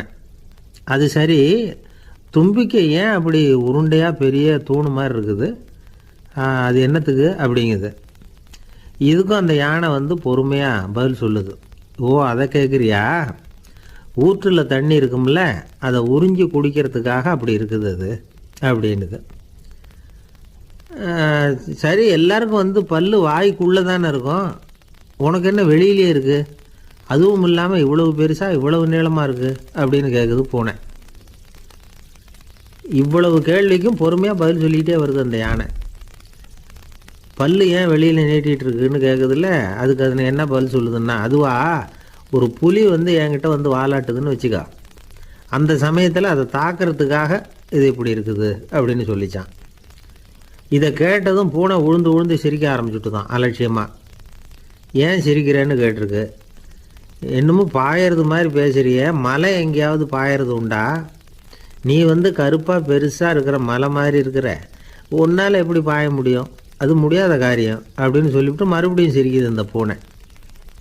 என் உடம்பை பார்த்துட்டு தானே மலைன்னு சொல்கிற, நான் பாய வேண்டிய அவசியம் இல்லை, என்னுடைய எதிரியை பாய வச்சுருவேன் அப்படின்ட்டுருக்கு. எப்படி பாய வைப்பேன்னு கேட்டதான் பூனை. இந்த உன்னை பாய வைக்கிறேன் பார் அப்படின்னு சொல்லி அந்த பூனையை அப்படியே தும்பிக்கையால் லேசாக தூக்கி வேகமாக விட்டெறிஞ்சுதான். எங்கேயோ போய் தூரத்தில் பொத்துன்னு விழுந்தது அந்த பூனை. அப்பாடான்னு இடுப்பை பிடிச்சிக்கிட்டே எழுந்திரிச்சு நின்று பார்க்குது. தூரத்தில் அந்த யானை இன்னமும் பொறுமையாக ஆனால் கம்பீரமாக நின்றுக்கிட்டு இருக்குது. இப்போ தான் அந்த பூனைக்கு ஞானோதயம் பிறக்குதான். யானை பாய வேண்டிய அவசியம் இல்லை, அதுக்கு நீளமாக தும்பிக்கை இருக்குது அப்படிங்கிறத அது புரிஞ்சுக்கிட்டு தான். வலியாரிடம் வாயாடக்கூடாது அப்படிங்கிற பாடத்தை இந்த பூனை கற்றுக்கிட்டது. இந்த காட்சி பாவேந்தர் பாரதிதாசன் கைவண்ணத்தில் ஒரு கவிதையாக உருவெடுத்து வருது. பாவேந்தர் எழுதின கவிதை என்ன தெரியுமா? இரண்டு பக்கமும் வாலா என்றது பூனை, எதிரிலே தும்பிக்கை என்றது யானை, உருண்ட துதிக்க ஏனோ என்றது பூனை, ஊற்று நீரை உறிஞ்ச என்றது யானை, திரண்டு நீண்ட பல் ஏன் என்றது பூனை, சீரும் புலியை தாக்க என்றது யானை, இருண்ட மலை பாயாதென்றது பூனை, எடுத்தெறிந்தது பூனையை போய் யானை. இந்த கவிதையில் ஒரு பாடமும் இருக்குது, படமும் இருக்குது. அதாவது இதை படிக்கவும் முடியுது, பார்க்கவும் முடியுது. வலியார்கிட்ட வாயாடக்கூடாதுங்கிற சின்ன பிள்ளைங்க மட்டும் இல்லை, பெரியவங்களுக்கும் தேவையான கருத்தை இதிலேருந்து நாம் புரிஞ்சிக்க முடியுது. ஒருத்தன் அப்படி தான் ஆத்தங்கரையில் பொறுமையாக உட்காந்துக்கிட்டு இருந்த இன்னொருத்தனை போய் தலையில் கூட்டினான். அவன் பார்த்தான், உடனே ₹1 எடுத்து இவன் கையில் கொடுத்தான். இவனுக்கு ஒன்றும் புரியல. அவன் சொன்னான், இந்த ஊரில் இப்படி ஒரு வழக்கம், யாரை கூட்டினாலும் ஒரு கூட்டுக்கு ₹1 விதமாக கொடுத்துட்றது பழக்கம் அப்படின்னு பொறுமையாக சொல்லியிருக்கிறான். இவனுக்கு ரொம்ப ஆசை உண்டாயிட்டுது. உடனே ஊருக்குள்ளே ஓடினான். கொஞ்ச நேரம் கழித்து திரும்பி ஓடி வந்தான். அந்த முதல் ஆசாமியை மறுபடியும் பார்த்தான். உங்கள் பேச்சை கேட்டுவிட்டு ஊருக்குள்ளே போய் ஒரு பெரிய ஆசாமியை பார்த்து அவன் தலையில் 10 குட்டு கூட்டினேன். ஆனால் அவன் உடனே என்கிட்ட இருந்ததை எடுத்து என் கையிலேயே கொடுத்துட்டான் அப்படின்னா. என்னத்தை பணத்தையான்னு கேட்டிருக்கிறான். இல்லை பல்லு அப்படின்னு சொல்லி கையில் காட்டினானான். எல்லாமே நாற்காலிக்கு ஆசைப்படாதவர்கள் அப்படின்னு சொல்லிட முடியாது. ஏன்னா நிறைய பேர் நாற்காலிக்கு ஆசைப்படுறவங்கள நாம் பார்க்குறோம். உட்கார்றதுக்கு ஒரு நாற்காலி கிடச்சிடாதா, அதோட ஒரு கால் உடஞ்சி முக்காலியாக இருந்தாலும் பரவாயில்ல, ஒரு மாதிரியாக அனுசரித்து உட்காந்துக்கலாம் அப்படின்னு அலையிறவங்க எத்தனை பேர். இந்த காலத்தில் மட்டும்தான் இப்படின்னு இல்லை, அந்த காலத்துலேயும் இதே மாதிரி ஆசைகள் சபலங்கள் இருந்திருக்கும் போல இருக்குது. பரமசிவன் வசிஷ்டருக்கு ஒரு விசேஷமான ஆசனத்தை கொடுத்துருந்தாராம். சரி, அப்படி என்ன அதில் விசேஷம்னா, வசிஷ்டர் ஒரு குறிப்பிட்ட இடத்துக்கு போகணும்னு நினச்சி புறப்படுறாருன்னு வச்சுக்கோங்க. அவருக்கு முன்னாடியே இந்த ஆசனம் புறப்பட்டுரும். போய் ஒரு வசதியான இடமா பார்த்து இருந்துக்கும். வசிஷ்டர் போவார். அங்கே போனதும் எங்கே உட்காரலாம்ங்கிற இட பிரச்சனையெல்லாம் அவருக்கு ஏற்படுறதில்ல. அதுதான் இவருடைய இருக்கை அங்கே முன்னாடியே போய் காத்துக்கிட்டு இருக்குதே. நேராக போவார், அதில் உட்காந்துக்குவார். மற்ற முனிவர்கள்லாம் இதை பார்த்தாங்க. அவங்களுக்கு பொறாமையாக இருந்துதான். எல்லோரும் ஒரு இடத்துல கூடி இதை பற்றி பேசியிருக்கிறாங்க. என்ன இது, நாமளும் அவரை மாதிரி தானே இருக்கிறோம், இருந்தாலும் நமக்கும் அது மாதிரி ஒரு ஆசனம் கிடைக்கலையே அப்படின்னு யோசனை பண்ணியிருக்காங்க. சரி, நேராக பரமசிவன்கிட்டே போவோம், இதை பற்றி கேட்போம் அப்படின்னு நினச்சிக்கிட்டு போனாங்களாம். பரமசிவனை பார்த்துருக்குறாங்க. ஐயா, நாங்களும் முனிவர்கள் தானே, வசிஷ்டர் பண்ணுறது மாதிரி நாங்களும் உங்களை குறித்து கடும் தவம் பண்ணிக்கிட்டு தானே இருக்கிறோம். அப்படி இருக்கும்பொழுது அவருக்கு மட்டும் ஏன் இந்த விசேஷ சலுகை அப்படின்னு கேட்டிருக்காங்க. அதுக்கு பரமசிவன் சொன்னாராம், முனிவர்களே, உங்கள் கேள்விக்கு நான் பதில் சொல்கிறேன், ஆனால் அதுக்கு முன்னாடி நீங்கள் ஒரு காரியம் பண்ணணும்னாராம். என்ன செய்யணும் சொல்லுங்கன்றிருக்காங்க. நீங்கள் ஒவ்வொருத்தரும் தனித்தனியாக போய் உங்களை விட உயர்ந்த ஒருத்தரை தேடி கண்டுபிடிச்சி அவருக்கு அதிதி பூஜை பண்ணி அவரை ஒரு மண்டலத்துக்குள்ளே என்கிட்ட அழைச்சிட்டு வந்துருங்க அப்படின்னாராம். சரின்னு எல்லாரும் புறப்பட்டுருக்காங்க. அவங்க போனதுக்கப்புறம் நந்தி தேவனை அழைச்சி வசிஷ்டரை கூப்பிட்டுக்கிட்டு வர சொன்னாராம். அவர் வந்தார், வணங்கினார். வசிஷ்டரே, இன்னையிலேருந்து ஒரு மண்டலத்துக்குள்ளே உங்களை விட தாழ்ந்தவர் ஒருத்தரை தேடி கண்டுபிடிச்சி அவருக்கு அதிதி பூஜை பண்ணி அவரை என்கிட்ட கூப்பிட்டுட்டு வாங்கன்னு விட்டார். சரின்னு இவரும் புறப்பட்டு போயிட்டார். கொஞ்ச நாள் ஆச்சு. முனிவர்கள்லாம் திரும்பி வந்தாங்க. பரமசிவன் முன்னாடி நின்னாங்க. ஐயா, எவ்வளவோ தேடி பார்த்துட்டோம், எங்களை விட உயர்ந்தவர்கள் யாருமே கிடைக்கல அப்படின்னாங்களாம். வசிஷ்டரும் சேர்ந்தார். ஐயா, எவ்வளவோ தேடி பார்த்தேன், என்னை விட தாழ்ந்தவர் யாருமே கிடைக்கல அப்படின்னாராம். அவரே தொடர்ந்து சொன்னார், என்னுடைய மனைவி எனக்கு அடங்கினவ தானே, அவளுக்காவது அதிதி பூஜை பண்ணி அழைச்சிட்டு வந்துடலாமான்னு யோசித்து பார்த்தேன். என்னோடய மனசு அதுக்கும் இடம் கொடுக்கல. ஏன்னா அவளோட பதிவிரதத்துக்கு முன்னாடி நாம் ஏமாத்திரம் அப்படின்னு யோசித்து பார்த்தேன். அதனால் அந்த எண்ணத்தையும் கைவிட்டுட்டேன் அப்படின்னு ரொம்ப வருத்தத்தோடு சொன்னாராம். இதை கேட்ட உடனே மற்ற முனிவர்களுக்கு வெக்கமாக போச்சு. இந்த உலகத்தில் நம்மளை விட மேலானவங்க யாருமே இல்லைன்னு நாம் நினச்சோம். வசிஷ்டரோ தன்னை விட தாழ்வானவங்க யாருமே இல்லைன்னு நினைக்கிறார். பரமசிவன் ஏன் அந்த ஆசனத்தை அவருக்கு மட்டும் கொடுத்தார் அப்படிங்கிற கேள்விக்கான பதில் அவங்களுக்கு கிடச்சிட்டு தான். இந்த காலத்தில் நாம் எப்படி நினைக்கிறோம்னா, எல்லாரும் நம்மளை விட மட்டமானவங்கன்னு நினைக்கிறோம். அதனால் நாம் மட்டும் நாற்காலியில் உட்காந்தா போதும் அப்படின்னு நினைக்கிறோம். ஏமாந்து போனவங்க சந்தர்ப்பம் பார்த்து காலை வாரி விட்டுறாங்க, கீழே விழுந்து காலை உடச்சிக்கிறோம். அதுதான் இன்றைக்கி நடக்கிறது. ஒரு அம்மா தன்னோட வீட்டுக்காரரை ஒரு மனோதத்துவ டாக்டர்கிட்ட அழைச்சிட்டு போனாங்களாம். என்ன ப்ராப்ளம்னு கேட்டிருக்காரு டாக்டர். எங்கள் வீட்டுக்காரர் அடிக்கடி நாற்காலியில் உட்காந்து காலை உடச்சிக்கிறார் அப்படின்னாங்களாம். அப்படின்னா அந்த நாற்காலியில் தான் ஏதோ கோளாறு அப்படின்னாரான் டாக்டர். அப்படி இருக்க முடியாது டாக்டர் அப்படின்னாங்களாம் அந்த அம்மா. அது எப்படி அவ்வளோ உறுதியாக சொல்கிறீங்கன்னு கேட்டிருக்காரு அந்த டாக்டர். எங்கள் வீட்டில் நாற்காலியே கிடையாது டாக்டர், இவர் இருக்கிறதா நினச்சிக்கிட்டு உட்கார்றார், அதுதான் ப்ராப்ளம். அப்பா, மின்சார பல்பு ஃபீஸாக போயிட்டுது, வேற ஒன்று வாங்கி மாட்டணும் அப்படின்னா பையன். சரி, போய் புதுசாக ஒன்று வாங்கிட்டு வாடா அப்படின்னு காசு கொடுத்தாரு அப்பா. இவன் ஓடி போய் வாங்கிட்டு வந்தான். அப்பா கிட்ட கொடுத்தான். அவர் மாட்டினார். அதுக்கப்புறம் அவரை பார்த்து ஒரு கேள்வி கேட்டான். ஏன்பா, இந்த பல்பு ஏன் உடைய மாட்டேங்குது அப்படின்னா. இது என்னடா கேள்வி, நாம கீழே போடல அதனால உடையலைன்னார். அப்பாவோட புத்திசாலித்தனம் அவ்வளவுதான். ஆனா பையன் கேட்டது அந்த அர்த்தத்துல இல்ல. ஒரு மின்சார பல்பு குமிழின் கண்ணாடி இருக்குல்ல, அதோட கனம் எவ்வளவு இருக்கும், ஒரு 1/2 மில்லிமீட்டர். அவ்வளவுதான் இருக்கும் அந்த கணம். அவ்வளவு மெலிசா இருக்கிற ஒரு கண்ணாடி குமிழ இந்த ஹோல்டர்ல மாற்றம் நம்ம விரலால அழுத்தி புடிச்சு திருக வேண்டியிருக்கு. அந்த சமயத்துல அப்படி செய்யறப்ப அது உடையறது இல்ல. நம்ம விரலோட அழுத்தத்தை தாங்கி நிற்கிற அளவுக்கு அதுக்கு பலம் எங்க இருந்து வந்தது? இதுதான் பையன் கேட்ட கேள்வியோட அர்த்தம். இந்த காலத்து பிள்ளைங்களுக்கு விஞ்ஞான அறிவு அதிகம், அதனால இப்படி எல்லாம் கேள்வி கேட்பாங்க. அப்பாவுக்கு தெரியுதா இல்லையான்னு சோதிக்கிறதுக்காக கூட இப்படி கேட்பாங்க. இந்த மாதிரி சோதனைக்கெல்லாம் இந்த காலத்து அப்பாக்கள் தயாரா இருக்கணும். இல்லைன்னா பையன் அலட்சியமா நினைச்சிருவோம். மின்சார பல்பு கண்ணாடி மெலிசா இருந்தாலும் நாம அழுத்தி பிடிக்கிறப்போ அது உடையாம இருக்கிறதுக்கு காரணம் நாம இயற்கையோட ஒரு தத்துவத்தை அதுல பயன்படுத்தி இருக்கிறோம். அது என்ன இயற்கையின் தத்துவம்? அதுதான் முட்டை ஓட்டு தத்துவம். இது இயற்கை உருவாக்கின ஒரு தத்துவம். ஆதி காலத்திலேயே இயற்கை இந்த தத்துவத்தை உருவாக்கி விட்டது. அதாவது பறவைகளோட முட்டை ஓடு எப்படி இருக்கு, அதோட கனம் எவ்வளவு இருக்கும்? மின்சார பல்பு மாதிரி தானே, ரொம்ப மெலிசா தான் இருக்கு. பறவைகள் இனவிருத்திக்காக முட்டை போடணும். அந்த முட்டை எப்படி இருக்கணும்? இயற்கை கொஞ்சம் யோசிச்சு பார்த்தது. முட்டை ஓடு ரொம்ப கனமா தடிமனா இருந்தா உள்ள வளர்ற குஞ்சு அதை உடைச்சிக்கிட்டு வெளியில வர முடியாம போயிடும். அதே நேரத்துல அது ரொம்ப மெலிசா இருந்தா தாய் பறவைகள் அது மேல உட்காந்து அடகாக்குறப்போ உடல் எடை தாங்க முடியாம முட்டைகள் உடைஞ்சு போயிடும். என்ன பண்றது? முட்டை பலமாவும் இருக்கணும், பலம் இல்லாமல் இருக்கணும். குஞ்சு அதை உடைச்சுக்கிட்டு வெளியில வரணும். தாயால அது உடையக்கூடாது. ஒரே நேரத்துல உறுதியாவும் உறுதி இல்லாமலும் முட்டை ஓடு அமையணும்னா அது எப்படி சாத்தியம்? இது கொஞ்சம் குழப்பமாவும் நமக்கு புரியாத மாதிரி இருக்குது இல்ல. அதனாலதான் இதை தத்துவம் அப்படின்னு சொல்றோம். முட்டை ஓட்டு தத்துவம் இயற்கை கண்டுபிடிச்ச ஒரு அபூர்வமான அமைப்பு. அதுதான் முட்டை வடிவம். இது தாய் பறவை சுலபமா முட்டை போடுறதுக்கு ஏற்ற ஒரு வடிவம். முட்டை சதுர வடிவமா இருந்தா அதை போடுறதுக்கு எவ்வளவு கஷ்டம். அப்புறம் அது மேல செலுத்தப்படுகிற அழுத்தம் நாலா பக்கமும் பரவி விடுது. அதனால அந்த அழுத்தத்துக்கு பலம் குறைஞ்சிருது. குறிப்பிட்ட சிறு பரப்புல அளவுக்கு அதிகமா விசை செலுத்தப்படுறது இல்ல. அதனால முட்டையோட வடிவம் தான் அந்த உறுதிக்கு காரணம். இது எப்பேற்பட்ட தத்துவம்? இதுதான் மின்சார பல்பு செய்யறப்போ நாம காப்பி அடிச்சிருக்கிறோம். பொதுவா வகுப்புல காப்பி அடிச்சாதான் முட்டை போடுறது வழக்கம். நாம முட்டையே காப்பி அடிச்சிருக்கிறோமே, இது எப்பேற்பட்ட காப்பி? ஒரு ஆசிரியர் வகுப்புல பசங்களை பார்த்து ஒரு கேள்வி கேட்டாராம். கோழி முட்டை இடுமா, முட்டை போடுமா அப்படின்னு கேட்டாராம். ஒரு பையன் எந்திரிச்சு பதில் சொல்லியிருக்கிறான். கோழி முட்டை இடும், முட்டை போடாது அப்படின்னு சொல்லியிருக்கான். இவன் ஏன் போடாதுன்னு கேட்டாராம் ஆசிரியர். போட்டா உடஞ்சிரும் சார் அப்படின்னு நானாம் பையன். ஒரு திருடன் ஒரு வீட்டுல போய் திருடணும்னு திட்டம் போட்டான். இருட்டுனதும் போய் திருடணும். ஆனா ராத்திரி ஆனா வாசல் கதவை சாத்தி உள்பக்கம் தாழ்பால் போட்டுருவாங்களே, என்ன பண்றது, எப்படி வீட்டுக்குள்ள போறது? இவன் யோசனை பண்ண ஒரு முடிவுக்கு வந்தான். சரி, பகல் நேரத்திலேயே யாருக்கும் தெரியாம அந்த வீட்டுக்குள்ள நுழைஞ்சிருவோம். அங்க போய் எங்கேயாவது ஒளிஞ்சுக்குவோம். இருட்டுற வரைக்கும் பேசாம இருப்போம். ராத்திரி எல்லாரும் தூங்கினதுக்கு அப்புறம் நைஸா போய் பீரோவை திறந்து இருக்கிறது பூரா எடுத்துக்கிட்டு ஓடியாந்துடலாம் அப்படின்னு திட்டம் போட்டான். அதே மாதிரி ஒரு நாள் மத்தியானத்துக்கு மேல அந்த வீட்டுக்காரன் எங்கேயோ வெளியில புறப்பட்டு போனான். வீட்டுக்கார அம்மா அடுப்பங்கரையில என்னமோ சமைச்சுக்கிட்டு இருந்தாங்க.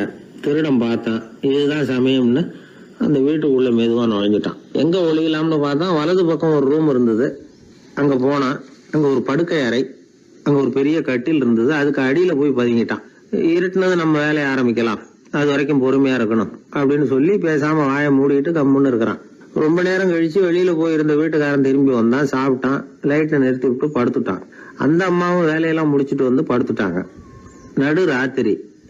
விடி விளக்கு லேசா எரிஞ்சுக்கிட்டு இருக்கு. வீட்டுக்காரன் லேசா கண்ணை முழிச்சான். கட்லுக்கு நேரா எதிரில ஒரு கண்ணாடி. அதுல பாக்குறான், கட்லுக்கு கீழே ஒரு திருடன் ஒளிஞ்சு இருக்கிறது தெரிஞ்சு போச்சு. உடனே அவன் திருடன் திருடன்னு சத்தம் போடல, யோசனை பண்ணான். மேஜையில இருக்கிற கத்தி எடுத்து கையில வச்சுக்குவோமா அப்படின்னு யோசனை பண்ணான். இந்த சந்தர்ப்பத்துல கத்தியை உபயோகப்படுத்துறதை விட புத்தியை உபயோகப்படுத்துறது தான் சாமர்த்தியம் அப்படின்னு நினைச்சான். உடனே அது பிரகாரம் செயல்பட ஆரம்பிச்சிட்டான். என்ன பண்ணான் தெரியுமா? எதையும் வெளியில காட்டிக்காம ரொம்ப சர்வசாதாரணமா தன்னுடைய மனைவி கிட்ட பேச ஆரம்பிச்சான். மனைவியும் புத்திசாலி, அதனால அவங்களுக்கு தெரியும். அவங்களும் வீட்டுக்காரர் கேட்ட கேள்விக்கு பொருத்தமா பதில் சொல்ல ஆரம்பிச்சாங்க.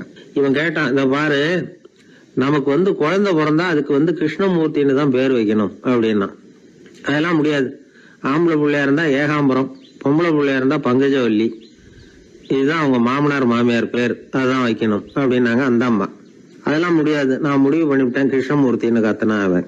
இல்ல ஏகாம்பரம் பங்கஜவல்லின்றது இந்த அம்மா. வாதம் முத்தி போச்சு. கிருஷ்ணமூர்த்தி கிருஷ்ணமூர்த்தி கிருஷ்ணமூர்த்தின்னா அவன். ஏகாம்பரம் பங்கஜவல்லி ஏகாம்பரம் பங்கஜவல்லின்னு இவங்க கத்துறாங்க. ஒரே சத்தமா போச்சு. இத கேட்டதும் பக்கத்து வீட்டுல இருந்தவங்க, எழுத்த வீட்டுல இருந்தவங்க எல்லாம் எழுந்திரிச்சு ஓடி இவங்க வீட்டு கதவை தட்ட ஆரம்பிச்சுட்டாங்க. தட தடன்னு. இவன் சாவகாசமா எழுந்திருச்சு போய் கதவை திறந்தான். என்னங்க இந்த ராத்திரி வேலையில எங்களை எல்லாம் ஏன் கூப்பிட்டீங்க, யாருக்கு என்னாச்சு அப்படின்னு கேட்டாங்க. கேட்டது யாருன்னா பக்கத்து வீட்டு கிருஷ்ணமூர்த்தி, எழுத்த வீட்டு ஏகாம்பரம், பங்கஜவல்லி எல்லாரும்.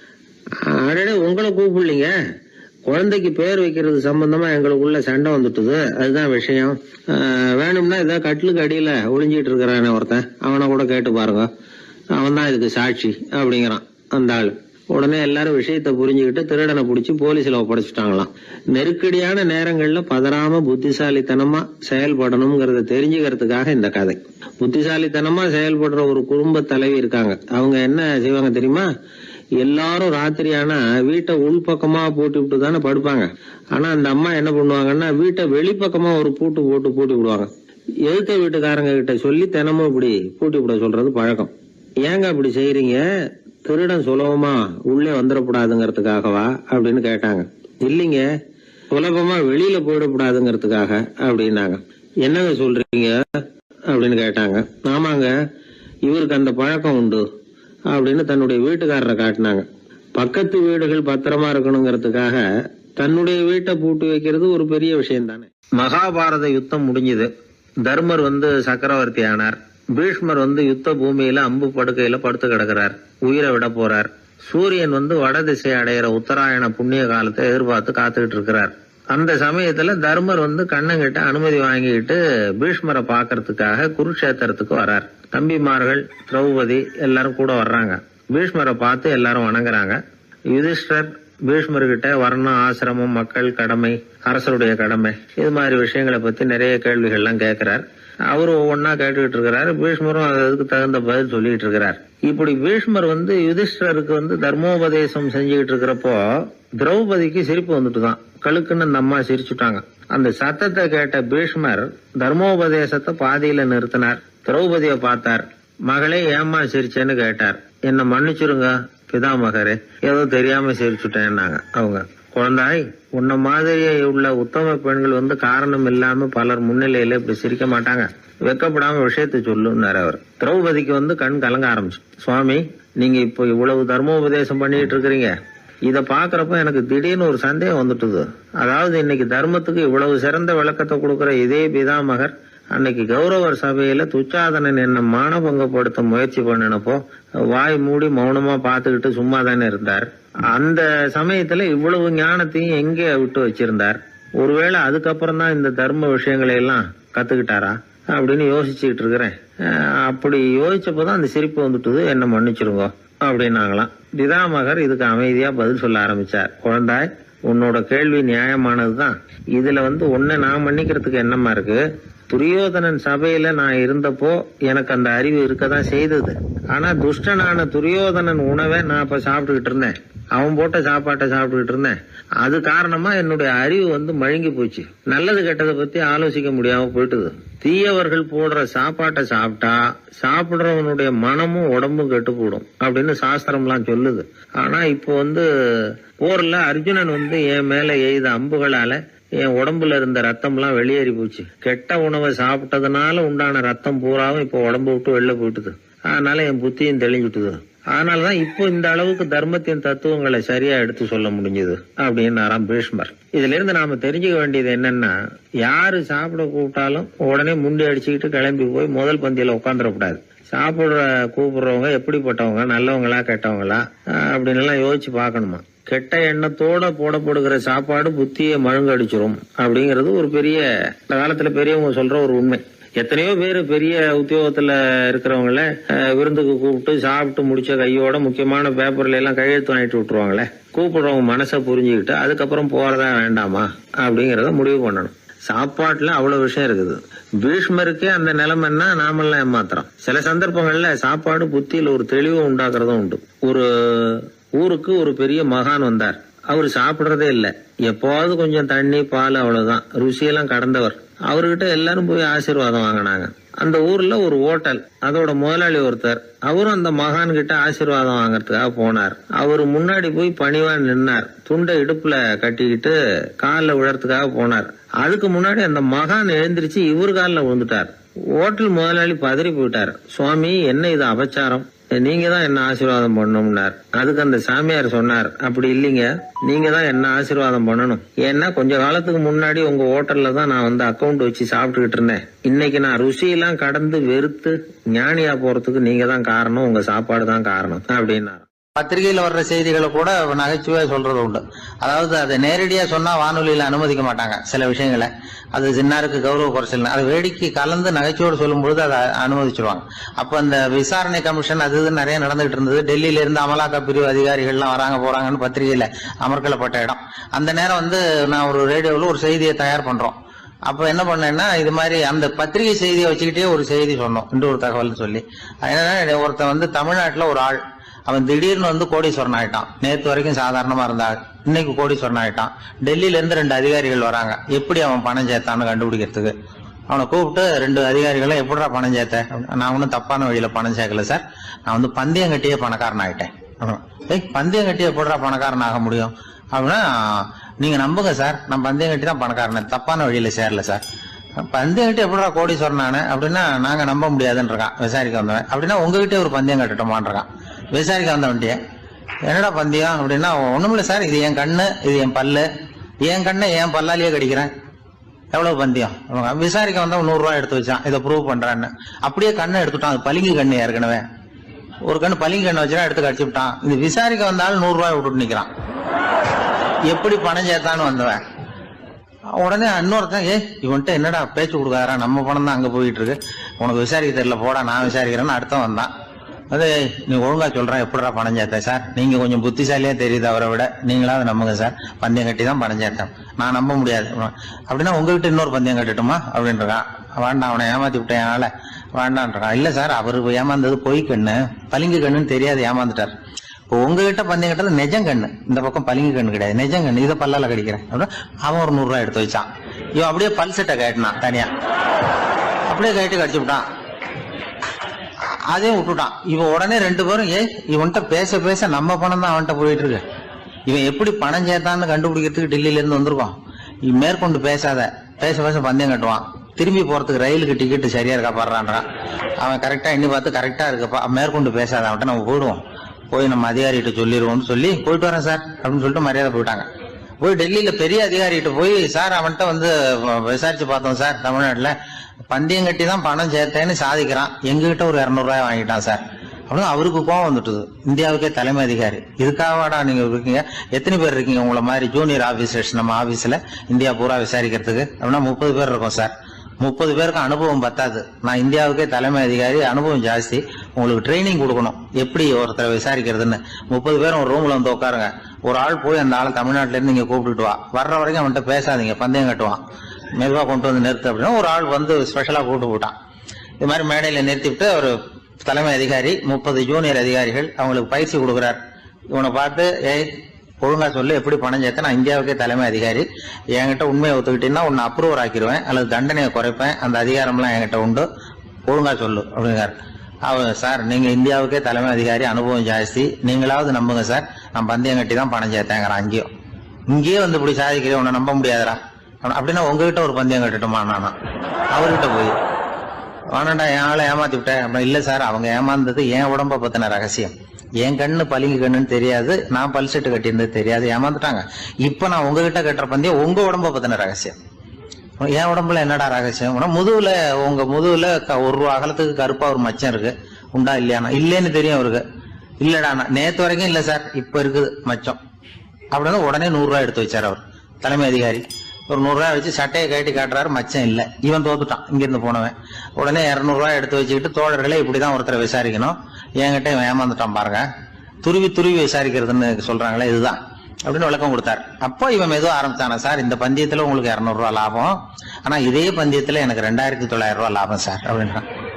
என்னடா பண்ண அப்படின்னு கேட்டிருக்காரு. உங்களுக்கு தெரியாம இந்த 30 பேர்கிட்டையும் தனித்தனியா ஒரு பந்தயம் கட்டியிருக்கேன். 30 பேர்கிட்ட என்னடா பந்தயம் கட்டினேன்?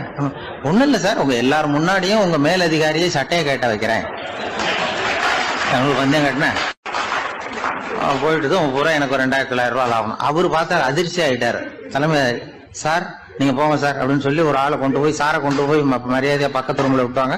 இனிமே அவர்கிட்ட யாரும் பேசாதீங்க வாங்கன்னு சொல்லிவிட்டு, அதுக்கப்புறம் தோழர்களே இவர் பேச ஆரம்பிச்சார், தோழர்களே இனிமே யாரும் தமிழ்நாட்டு பக்கம் விசாரிக்க போகாதீங்க. நீங்க யாராவது போறதுன்னா மத்திய பிரதேசம், உத்தரப்பிரதேசம், இப்படி எத்தனையோ பிரதேசம் போயிட்டு வாங்க, தமிழ்நாட்டுக்கு மட்டும் போகாதீங்க, ஏன்னா அங்க போனா நம்ம பணத்துக்கு ஆபத்து வந்துருது அப்படின்னு சொன்னாருன்னு இந்த கதையை ரேடியோவில் சொன்னேன். இந்த கதையை உண்மை சம்பவமா சொன்னா அனுமதிச்சிருக்க மாட்டாங்க. இந்த நகைச்சுவைக்கு உள்ள மரியாதை என்னன்னா, அது ஒரு கதை மாதிரி உண்டு பண்ணி இப்படி சொன்னதும், இதுல என்ன என்னுடைய விசேஷம்னா, இந்த ஸ்கிரிப்டை வாங்கிட்டு வர சொல்லி மந்திரியினுடைய பிஏ வந்தார். ஒரு மந்திரி அப்ப இருந்தவர், அவர் பிஏ அடிக்கடி வருவார். வந்து இந்த போன நேற்று முந்தா நாள் ரேடியோவில் சொன்ன அந்த இன்னொரு தகவல் காப்பி ஒன்று வாங்கிட்டு வா அப்படி இப்படின்னு கூப்பிடுவார். மேடையில பேசுறதுக்கு எங்களுக்கு தேவை, உபயோகப்படும்னு கேட்பார். அவரு இந்த நிகழ்ச்சி வந்தப்போ உடனே அன்னைக்கு வந்துட்டார் அந்த பிஏ. இன்னைக்கு காலையில சொன்னீங்களே சார், மந்திரி கேட்கிறாரு மேடையில பேசுறதுக்கு அப்படின்னு. நான் அப்பதான் ஆச்சரியப்பட்டேன். பாருங்க, இந்த நகைச்சுவைக்கு உள்ள மரியாதை. அவரே கேட்கிறார், சொல்லப்பட்டதே அவரை பத்தி தாங்கிறது தெரியாம அவரே எப்படி சொல்ல. அதுதான் சிரிப்புக்குள்ள மரியாதைங்கிறது. அது யாரை பத்தி சொல்றோமோ அவருக்கு தெரியாம கூட சொல்லலாம் அதை. அப்படி இது உண்மையில நடந்த சம்பவம். அந்த அமைச்சர் இப்ப இல்ல, உயிரோட எல்லாம் இருந்து வாங்கிட்டு இருந்தார். கிராமத்துல ஒருத்தன் வந்து தன்னுடைய நகங்களை வெட்டிக்கிட்டு இருந்தான்.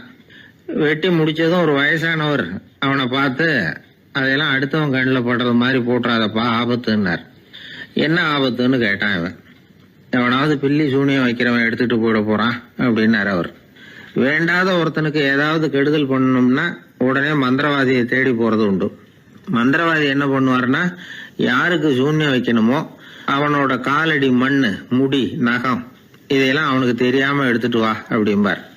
இது மட்டும் இல்ல, அழுக்கு துணி, வேறு மனித உருவம் மாதிரி செய்யப்பட்ட பொம்மை, இதையெல்லாம் கூட மந்திரவாதிகள் பயன்படுத்துறது உண்டு. இதெல்லாம் ஏமாத்து வேலை. மனிதனுடைய முடி, நகம் இதெல்லாம் வெட்ட வெட்ட வளருது இல்லையா, அதனால அதுக்குள்ள உயிர் இருக்கிறதாக ஆதி மனிதர்கள் நம்பி இருப்பாங்க. அதனால மனுஷங்கிட்ட இருந்து அதெல்லாம் பிரிக்கப்பட்ட பிறகும் கூட அதுகளுக்கும் அந்த மனுஷனுக்கும் தொடர்பு இருக்கிறதாக அவங்க நம்பினாங்க. அந்த நம்பிக்கை தொடர்ந்து வந்து அதோட விளைவாதான் இன்னைக்கு மந்திரவாதிகள் நகத்தையும் முடியையும் எடுக்கிறாங்க. அந்த நகத்துக்கும் முடிக்கும் ஒரு பாதிப்பு உண்டாக்குனா அது சம்பந்தப்பட்டவனுக்கு போய் சேரும் அப்படிங்கறது அவங்க நினைப்பு. அவ்வளவுதான் விஷயம். இது மாதிரி நம்பிக்கைகள் தான் இன்னைக்கு நகம், முடி இதையெல்லாம் மற்றவங்க கண்ணுல படும்படி போடக்கூடாது அப்படிங்கிற வழக்கத்தை உண்டாக்கி விட்டுது. ஒருத்தர் பேரு என்னன்னு கேட்டு தெரிஞ்சுட்டு போய் அந்த பேரை வச்சு அவனோட ராசி பலனை கணிச்சு அவனுக்கு ஏற்பட இருக்கிற கெட்ட நேரத்துல அவனுக்கு சூன்யம் வச்சா அது உடனே பலிக்கும் அப்படின்னு ஒரு நம்பிக்கை. அது மட்டும் இல்ல, சூன்ய தகட்டுல பேரை எழுதி புதைக்கிறதும் உண்டு. இதனாலதான் பெண்கள் வந்து கணவன் பேரை சொல்லாத பழக்கம் ஏற்பட்டுதான். அதாவது பேரை கேட்டுக்கிட்டு போய் ஏதாவது கெடுதல் பண்ணிவிட்டா என்ன பண்றது அப்படிங்கிற பயம். அப்படி ஆரம்பிச்ச பழக்கம்தான் இன்னைக்கு ஏதோ மரியாதைக்காக கணவன் பேரை வந்து பிறர் முன்னிலையில சொல்றது இல்லை அப்படிங்கறது மாதிரி ஆயிட்டுது. மந்திரவாதிகள் நம்ம ஊர்ல மட்டும்தான் இருக்கிறாங்கன்னு நினைக்காதீங்க, உலகம் பூரா உண்டு. பிசி தீவில் வாழக்கூடிய மக்கள் என்ன செய்வாங்களாம் தெரியுமா? இது மாதிரி மாந்திரீகம், செய்வன, பில்லி, சூனியம் இதெல்லாம் தங்களை பாதிக்காம இருக்கிறதுக்காக வீட்டை சுத்தி அகழி வெட்டி அதுல தண்ணீரை வந்து நிரப்பி வச்சிருவாங்களாம். ஆஸ்திரேலியாவில் இருக்கக்கூடிய பழங்குடி மக்கள் கிட்ட ஒரு பழக்கம், ஏதாவது பழங்கள் சாப்பிட்டா அதோட விதைய தண்ணீர்லயோ அல்லது ஆத்துலயோ போட்டுருவாங்களாம். வெளியில போட்டுட்டா அதை எடுத்து செய்வினைக்கு பயன்படுத்திடுவாங்க அப்படிங்கிற பயம். இது மாதிரி உலகம் பூராவும் செய்வினையின் மூலம் அடுத்தவங்களுக்கு பாதிப்பை உண்டு பண்ண முடியும் அப்படிங்கிற நம்பிக்கை இருக்கத்தான் செய்யுது. பொதுவா எல்லா ஊர்லயுமே நகம், முடி, காலடி மண்ணு, மனித உருவ பொம்மை இததான் மந்திரவாதிகள் பயன்படுத்துறாங்களாம். இந்த பில்லி, சூனியம், செய்வினை இதுல இருக்கிற உண்மை என்ன தெரியுமா? நகமோ முடியோ எதையும் செய்யறது இல்ல, சம்பந்தப்பட்டவனுக்கு ஏற்படுற பயம் இருக்கு பாருங்க, அதுதான் பாதிக்கும். இது மனநிலையை பொறுத்த விஷயம். வேற விஞ்ஞான ரீதியான பாதிப்பு இதுல வந்து எதுவும் கிடையாது. நம்ம ஊர்ல ஏற்பட்ட பகுத்தறிவு சிந்தனைகள், மூட நம்பிக்கைகளை எவ்வளவோ குறைச்சிருக்குது. இருந்தாலும் ஏமாந்து போறவங்க இன்னும் இருந்துகிட்டு தான் இருக்கிறாங்க. இந்த காலத்துல சின்ன குழந்தைகளை கூட ஏமாத்துறது கஷ்டம். ஒரு குழந்தை கேட்டுதான், ஏன்பா பிரார்த்தனை பண்ணுனா நமக்கு எல்லாம் கிடைக்குமா அப்படின்னு தான். ஓ கிடைக்குமே அப்படின்னாராம் அப்பா. நீ வச்சிருக்கிறிய பேனா அது கூட கிடைக்குமா அப்படின்னு கேட்டுதான் குழந்தை. ஓ கிடைக்கும் அப்படின்னாராம்.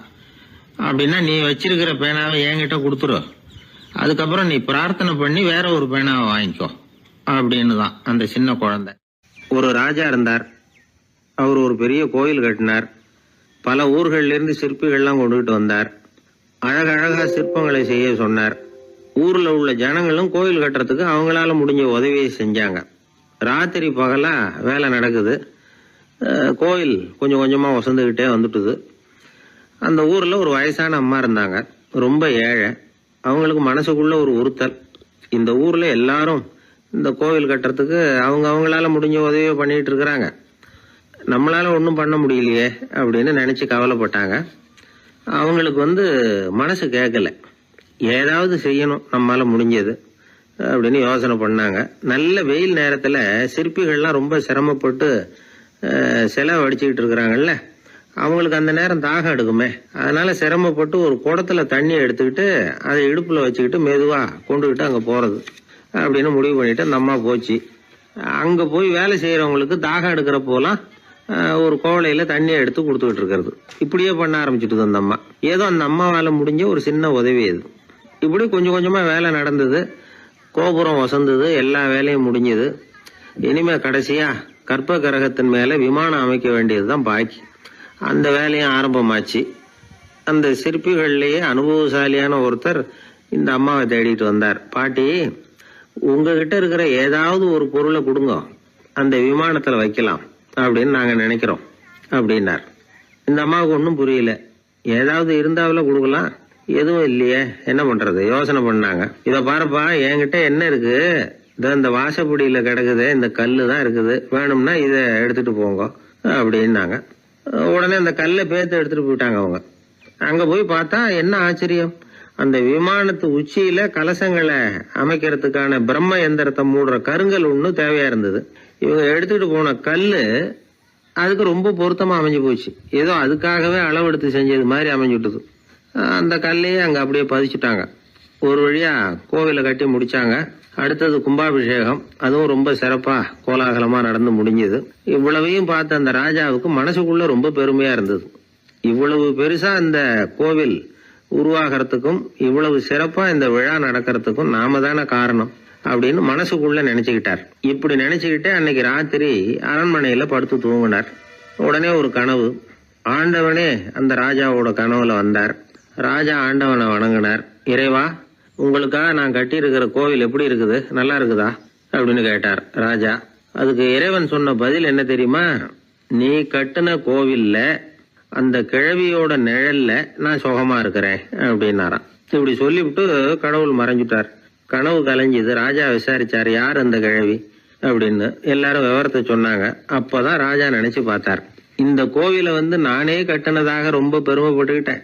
ஆனா அந்த வயசான அம்மா வீட்டு வாசல்ல கிடந்த கல்லு அது இறைவனுக்கு சுகமான நிழல் கொடுக்கறதாக சொல்றாரு அப்படிங்கறத எண்ணி பார்த்தார்.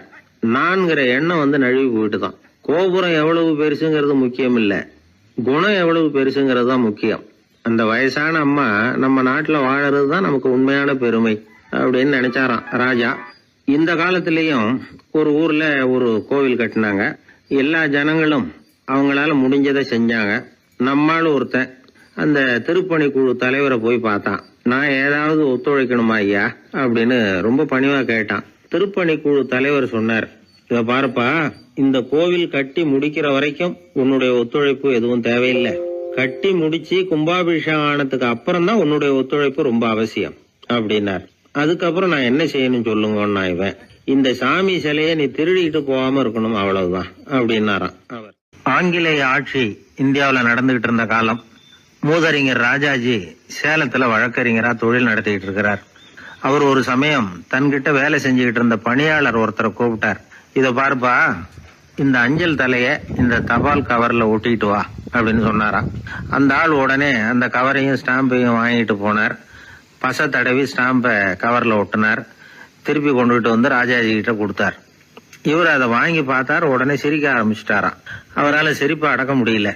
அந்த பணியாளரை பார்த்து, ஏன்பா, நாங்க எல்லாரும் எவ்வளவோ பாடுபட்டு முயற்சி பண்ணி போராடிட்டு வர்றோம், ஆனா எங்களால முடியல, எங்களால முடியாத அந்த காரியத்தை நீ ஒரு நிமிஷத்துல செஞ்சுட்டியே அப்படின்னு சொல்லிவிட்டு மறுபடியும் சிரிச்சாராம். பணியாளருக்கு உடனடியா ஒன்னும் புரியல. என்னன்னு பார்த்தார். அப்புறம் ராஜாஜி சொன்னாராம், ஆமாப்பா, நீ ஒரு நிமிஷத்துல பிரிட்டிஷ் மன்னரை கவுத்துட்டியே அப்படின்னாராம். அப்புறம் தான் விவரம் புரிஞ்சிருக்குது. அந்த பணியாளர் மன்னர் உருவம் இருந்த அந்த தபால் தலைய அந்த கவர்ல தலைகீழா ஒட்டி வச்சிருக்கிறார். அதை பார்த்துட்டு தான் ராஜாஜி அப்படி சொன்னாராம். இந்த நகைச்சுவை உணர்வு அவருக்கு இயல்பாவே இருந்தது. சேலத்துல வெங்கட சுப்பையர் அப்படின்னு சொல்லி ஒரு பிரபலமான வக்கீல், அவரும் ராஜாஜியும் ஒரு ஊர்ல பொதுக்கூட்டத்தை முடிச்சுக்கிட்டு திரும்பி ரயில்ல சென்னைக்கு வந்துகிட்டு இருக்கிறாங்க. ராத்திரி நேரம். வெங்கட சுப்பையர் ஜன்னல் ஓரமா உட்காந்து பயணம் பண்ணிட்டு இருக்கிறார். திடீர்னு ஒரு இடத்துல அவரோட கை கடிகாரம் நழுவி ஜன்னல் வழியா வெளியில வந்துட்டுதான். அவர் உயிருக்குயிரா பாதுகாத்து வச்சிருந்த வாட்ச் அது. ஏன் தெரியுமா? அவர் வக்கீல் ஆகிறதுக்கு முன்னாடி சென்னை கிறித்துவ கல்லூரியில பணியாற்றிக்கிட்டு இருந்தார். பணி முடிஞ்சு விலகிறப்போ அவர்கிட்ட படிச்ச மாணவர்கள்லாம் அன்புக்கு அடையாளமா ரொம்ப பிரியமா கொடுத்த கை கடிகாரம் அது. அப்பேற்பட்ட அன்பு பரிசை திடீர்னு இழந்து விடுறதுக்கு யாருக்கு தான் மனசு வரும்? ஐயோ, வாட்சி வெளியில விழுந்துட்டுதே அப்படின்னு பதட்டத்தோட சத்தம் போட ஆரம்பிச்சாராம். ராஜாஜி பக்கத்துல தான் உட்கார்ந்து இருக்கிறார். இருந்தாலும் இதை கேட்டுட்டு பதட்டப்படல, பதில் எதுவும் சொல்லல. அவர் பாட்டுக்கு என்னத்தையோ 1, 2, 3ன்னு எண்ணிட்டே வந்தாராம். வெங்கட சுப்பையர் ரொம்ப வேதனைப்பட்டிருக்கார். என்னங்க இது, என்னோட அருமையான கை கடிகாரம் நழுவி வெளியில விழுந்துட்டுது, அதுக்காக நான் தவிச்சுக்கிட்டு இருக்கிறேன். நீங்க என்னன்னா இதை கொஞ்சம் கூட காதுல வாங்கிக்காம குழந்தை மாதிரி என்னத்தையும் எண்ணிட்டே வர்றீங்களே அப்படின்னாராம். அப்பவும் ராஜாஜி ஒன்னும் பதில் பேசல. அவர் பாட்டுக்கு விடாம எண்ணிட்டே வந்தார். அடுத்த ஸ்டேஷன்ல வண்டி நின்னுது. ராஜாஜி ஸ்டேஷன் மாஸ்டரை கூப்பிட்டார். அவர் வந்ததும் அவர்கிட்ட சொன்னாராம், சார், எங்களுக்கு ஒரு உதவி செய்யணும். நாங்க வர்ற வழியில என் நண்பரோட வாட்சி வெளியில விழுந்துட்டுது. அது விழுந்த இடத்துல இருந்து தந்தி கம்பங்களை விடாம எண்ணிக்கிட்டே வந்திருக்கிறேன். இவ்வளவு கம்பங்களுக்கு அப்பால அது கிடக்கும். தயவு பண்ணி யாரையாவது அனுப்பி அதை தேட ஏற்பாடு பண்ணுங்க. அது கிடைச்சுட்டுதுன்னா எங்களால முடிஞ்ச அன்பளிப்பு தர்றோம். அது மட்டும் இல்ல, எங்களுக்கு ஒரு லெட்டர் போடுங்க, கிடைச்சுட்டுதுங்கிற விவரத்தை நாங்க வந்து வாங்கிக்கிறோம் அப்படின்னு எல்லாம் சொன்னாங்களாம். அப்படின்னு சொல்லி முகவரியெல்லாம் கொடுத்துட்டு வந்துட்டாங்க அவங்க. கொஞ்ச நாள்ல அந்த கடிகாரமும் வந்து சேர்ந்துட்டுதான். இது எதுக்கு சொல்றாங்கன்னா, பதற்றம் அடையக்கூடாது அப்படிங்கறது ரொம்ப முக்கியம். பதற்றம் அடையக்கூடிய நேரத்துல கூட அறிவை சிதற விடாம செயல்படுத்துற சாமர்த்தியம் எல்லாருக்கும் சுலபமா வந்துடாது. அவரோட நகைச்சுவை உணர்வுக்கு இன்னொரு உதாரணம். ஒரு தடவை அவரை பாக்குறதுக்கு ஒரு நண்பர் வந்தாராம். என்னப்பா பண்ணிட்டு இருக்கிற அப்படின்னு விசாரிச்சிருக்கார் ராஜாஜி. இப்ப நான் நிறைய கதை கட்டுரை எல்லாம் எழுதுறேன் சார், புத்தகம் போடுறேன் அப்படின்னாராம் வந்தவர். அப்படின்னா சாப்பாட்டுக்கு என்ன பண்ற அப்படின்னு கேட்டாராம் ராஜாஜி. இங்க எழுத்த நம்பி யாரும் காலம் தள்ள முடியாதுங்கிறத அவ்வளவு தெளிவா அவர் புரிஞ்சு வச்சிருக்கிறார். என்னுடைய நண்பர் ஒருத்தர், அவர் விரல்ல நகமே இருக்காது. என்ன காரணம்னு நினைக்கிறீங்க? எல்லாத்தையும் அவரே கடிச்சு துப்பிடுவார். அப்படி ஒரு பழக்கம். சின்ன குழந்தைகள் நகம் கடிக்குது, விரல் சூப்புது. இதுக்கு என்ன காரணம் தெரியுமா? குழந்தைகள் மனசுல ஏற்படக்கூடிய ஒருவித பாதுகாப்பின்மை, இன்செக்யூரிட்டி, அல்லது தான் சரியா கவனிக்கப்படல அப்படிங்கிற எண்ணத்தோட வெளிப்பாடு தான் அது அப்படிங்கிறாங்க டாக்டர்கள். சில இடங்கள்ல 2வது குழந்தை பிறந்த உடனே பெரியவர்கள் கவனம் முதல் குழந்தைகிட்ட இருந்து கொஞ்சம் விலகி 2வது குழந்தைகிட்ட போயிடும்.